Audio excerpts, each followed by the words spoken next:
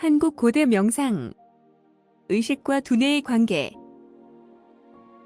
현대 과학은 인간의 두뇌와 의식의 관계를 각기 다르게 설명하고 있다. 인간은 머리, 두뇌 조직과 분리된 요소로 상상할 수가 없다. 그래서 정신을 컨트롤하는 검은 상자 안의 유령, 의식이라는 개념 자체가 필요 없고 두뇌의 조직만이 필요하다는 것이다. 따라서 다수의 신경생물학자의 주장은 이렇다. 인간의 두뇌는 세포 분자가 점점 복잡한 구조를 획득함에 따라 외부 자극에 점점 능률적으로 반응하게 되고 복잡성이 점점 증대되면서 경우에 따라 의식과 다르지 않은 두뇌 조직의 신경계통에 도달하기도 한다. 이처럼 의식과는 상관없이 신경세포막 내에서 일어나는 화학적 반응과 전기적 현상 및 구조와 기능이 우리의 생각이라고 부르는 것을 설명하기에 충분하다는 것이다. 왜냐하면 두뇌 조직은 의식을 화학적인 반응과 생물학적 구조로 환원시키기 때문이다. 하지만 저명한 철학자인 앙리 베르그송은 저서 물질과 기억에서 의식은 화학적인 반응과 생물학적 구조로 환원되지 못하는 진정한 실체를 가지고 있다고 말한다. 의식을 단지 두뇌의 조직인 신경생리학적 과정의 총체를 반영한 것에 불과하다는 주장이 잘못되었다는 것이다. 한 신경생물학계의 정설은 의식은 두뇌의 신경세포망과는 분명히 다르다는 주장이다. 결국 의식은 독립된 개체로서 정신, 영혼 등과 함께 형이상학의 주체자로 등장한다. 그러나 인간의 의식은 일상생활 속에서 갑자기 다른 차원의 세계로 들어서는 경우가 있다. 고교 시절 노을의 황홀함에 취하다가 순식간에 다른 차원으로 건너간 종교학 교수의 경험이 좋은 예다. 젊은 시절에 의식의 다른 면을 체험한 교수는 그 기억을 되살려 종교학이 신비주의로 방향을 바꾼다. 또 정신적인 문제야 조현병 진단을 받은 딸을 정상적인 환경으로 변화시키기 위해 오랫동안 명상단체에 빠져 헤매다가 남다른 능력으로 병을 치료하는 능력이 나온 그녀다. 모든 명상 기법을 총망라하여 정신적인 문제가 있는 환자와 질병 치료에 적극적으로 나서고 있다. 그녀는 침수를 배우지 않았는데도 불구하고 침을 사용하는 능력을 발휘하며 주위 사람들을 놀라게 한다. 하지만 그들의 다른 차원의 여행이나 천부적 재능을 가지긴 보다는 지난생, 전생의 종교가나 철학적인 사고의 카르마 때문이다. 또 암시의 핵심인 최면술은 과거의 전생이나 다른 차원의 여행을 할 수 있다. TV 탤런트나 연예계 종사들이 최면을 전문으로 하는 대학 교수를 초빙한다. 범죄에 응용하는 기술을 시청자들의 입맛에 맞게 전생 여행을 하고 있다. 최면이란 시술자와 피시술자 사이에서 일어나는 잠재의식 간의 약속의 이행이다. 예를 들면 최면의 암시에 따라서 눈꺼풀이 무거워져 잠이 온다는 약속 아래 최면은 진행되고 있다. 최면은 인위적으로 조작된 잠이다. 잠이 든 것도 아니며 깨어있는 것도 아닌 상태를 말한다.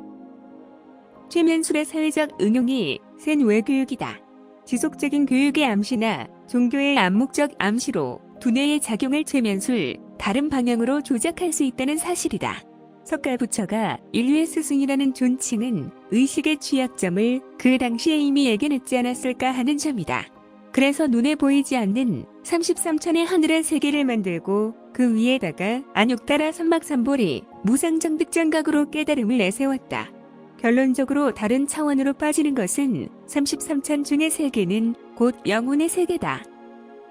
수행에 집중해서 나오는 무심의 산매만이 영혼의 세계를 벗어날 수 있고 깨달음을 얻을 수 있다.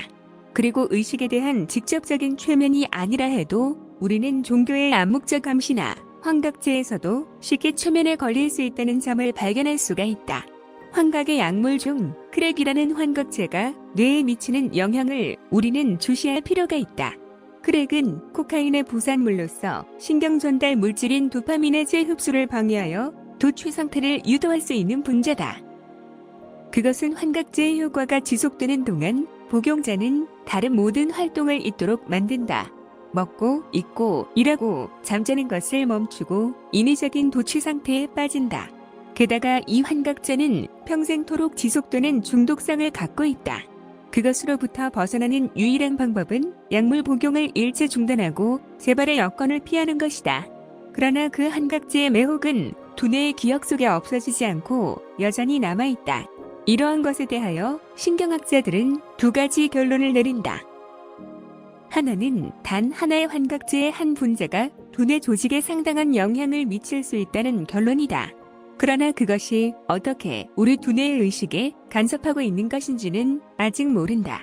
실제로 도파민은 대부분의 쾌감에 포함되어 있다. 그 쾌감이 마약이나 담배 혹은 성행위, 심지어는 초콜릿을 먹는 것에서도 생겨난다고 보고되어 있다. 약물의 한 분자가 두뇌에 작용하는 것과 같이 쾌감에 연루된 암묵적 감시도 두뇌에 영향을 끼치고 있음이 밝혀진 것은 새롭다. 또 하나의 결론은 인간의 의식은 두뇌에서 일어나는 모든 것을 읽어내는 일종의 재생장치일 따르므로 실제적 결정에는 참여할 수 없다는 것이다. 이처럼 우리 인간의 의식은 상상력으로 취약한 부분들이 있음이 과학적으로 밝혀지고 있다.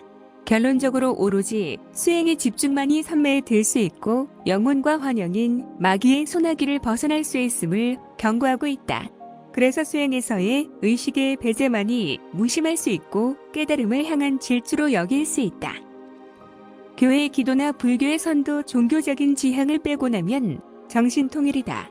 하지만 종교적 이데올로기의 실천은 의식이 작동함으로 인해 인위가 된다. 따라서 그들의 장점인 마음의 평화와 고요는 믿음의 암시에 의한 자기 최면일 수도 있다. 선에서 무주와 무착과 무상을 강조하는 까닭은 의식의 배제인 무심만이 순수자연과 소통하여 삼매로 진입할 수 있기 때문이다. 구하지 말고 의지하지 말며 상을 짓지 말라. 는 조사들의 법원은 일반적 무심이 아닌 반드시 무의일 때 지혜와 통찰력을 얻을 수 있음을 설명하고 있다.